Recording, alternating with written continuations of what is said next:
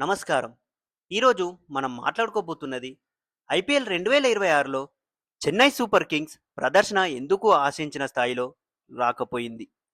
IPL 2026లో Chennai super Kings అంతా ప్రదర్శన ఎందుకు చేయలేకపోయింది. చెన్నై సూపర్ కింగ్స్ అంటేనే కెప్టెన్సీకి మారుపేరు. ఎంత ప్రెజర్గా ఉన్నా, ఎంత క్లిష్ట పరిస్థితి వచ్చినా ఆ జట్టు ఎప్పుడూ పోరాడుతూనే ఉంటుంది. కానీ ఐపీఎల్ 2026లో మాత్రం పరిస్థితి పూర్తిగా మారిపోయింది. ముఖ్యంగా రాజస్థాన్ రాయల్స్తో జరిగిన మ్యాచ్లో 41కే 4 వికెట్లు పడిపోవడం, అది కేవలం ఒక్క మ్యాచ్ కాదు, సిఎస్కేలో ఉన్న పెద్ద సమస్యలకు ఒక ఉదాహరణ. అయితే ఈ పరిస్థితికి అసలు కారణాలు ఏమిటి? ఎందుకు ఈసారి చెన్నై సూపర్ కింగ్స్ స్ట్రగుల్ అవుతుంది? ఇప్పుడు ఒక్కొక్క కారణాన్ని లోతుగా విశ్లేషిద్దాం. అందులో మొదటి పాయింట్ వచ్చేసి ఎంఎస్ ధోని అందుబాటులో లేకపోవడం. చెన్నై సూపర్ కింగ్స్ అంటే మనకు మొదట పేరు గుర్తొచ్చేది మహేంద్ర సింగ్ ధోని. అతను కేవలం ఒక ఆటగాడు కాదు, అతను ఒక లీడర్, స్ట్రాటజిస్ట్ అండ్ గైడ్. కానీ ఐపీఎల్ 2026 ప్రారంభంలో ధోనికి గాఫ్ స్ట్రెయిన్ ఖాయం కావడం వల్ల మొదటి కొన్ని మ్యాచ్లకు దూరమయ్యాడు.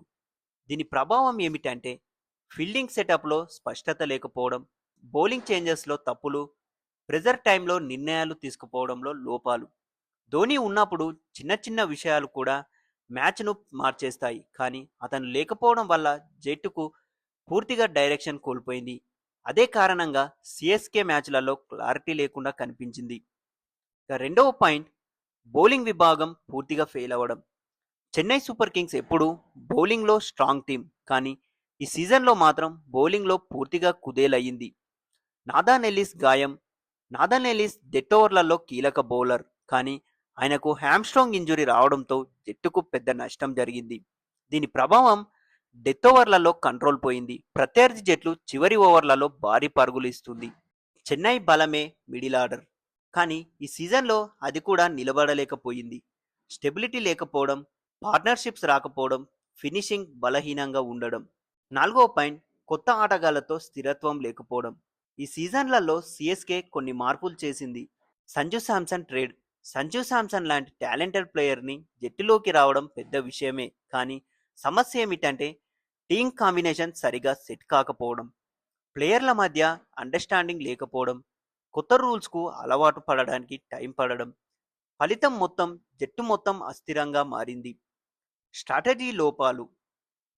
చెన్నై ఎప్పుడు ప్లానింగ్లో ఉండే టీం, కానీ ఈ సీజన్లలో ప్లేయింగ్ 11 సెలెక్షన్లో తప్పులు, బౌలింగ్ చేంజ్లో గందరగోళం, బ్యాటింగ్ ఆర్డర్ క్లారిటీ లేకపోవడం, ఇవన్నీ కలిసి జట్టును వెనక్కి నెట్టాయి. 41 కాన 4 వికెట్లు ఒక మ్యాచ్ కాదు, ఇది ఒక హెచ్చరిక. రాజస్థాన్ రాయల్స్తో జరిగిన మ్యాచ్లో సిఎస్కే జట్టు 41కే 4 వికెట్లు పడిపోవడం, అది కేవలం ఒక చెడు రోజు కాదు. అది ఏమి చూపించిందంటే టాప్ ఆర్డర్ బలహీనత, ప్రెజర్లో పానిక్ అవ్వడం, మ్యాచ్ కంట్రోల్ కోల్పోవడం. ఈ ఒక్క మ్యాచ్తోనే సిఎస్కే సమస్యలు బయటపడ్డాయి. సిఎస్కే పూర్ పర్ఫార్మెన్స్ ముఖ్య కారణాలు: ధోని లేకపోవడం, బౌలింగ్ విభాగం విఫలమవ్వడం, ఓపెనర్లు ఫెయిల్ అవ్వడం, మిడిల్ ఆర్డర్ స్టెబిలిటీ లేకపోవడం, కొత్త ప్లేయర్లు సమన్వయం లేకపోవడం, స్ట్రాటజీ లోపాలు. సిఎస్కే ఎలా కమ్బ్యాక్ చేయగలదు? ఇంకా సీజన్ పూర్తిగా ముగియలేదు. సిఎస్కే తిరిగి రావడానికి అవకాశం ఉంది. ధోని తిరిగి రావడం చాలా కీలకం. ఓపెనింగ్ కాంబినేషన్ మార్చడం, బౌలింగ్లో డిసిప్లిన్ పెంచడం, మిడిల్ ఆర్డర్ను స్టేబుల్ చేయడం, యువ ఆటగాళ్లకు క్లియర్ రోల్స్ ఇవ్వడం. చెన్నై సూపర్ కింగ్స్ అంటే ఎప్పుడూ ఫైట్ చేసే టీం. 1-2 మ్యాచ్లు కాదు, పూర్తి టోర్నమెంట్ను తిరగరాయగల సామర్థ్యం వాళ్ళకుంది. కానీ ఐపీఎల్ 2026లో వాళ్ళు ఎదుర్కొంటున్న సమస్యలు నిజంగానే సీరియస్. సిఎస్కే మళ్ళీ తన పాత ఫామ్ను కంబ్యాక్ ఇస్తుందా, లేక ఈ సీజన్ కూడా వాళ్లకు నిరాశ మిగులుతుందా? మీ అభిప్రాయం ఏమిటి? సిఎస్కే కంబ్యాక్ అవుతుందా లేదా? కామెంట్లో తప్పక చెప్పండి. మరిన్ని స్పోర్ట్స్ అప్డేట్స్ కోసం 11 స్పోర్ట్స్ తెలుగు ఛానల్ని సబ్స్క్రైబ్ చేసుకోండి.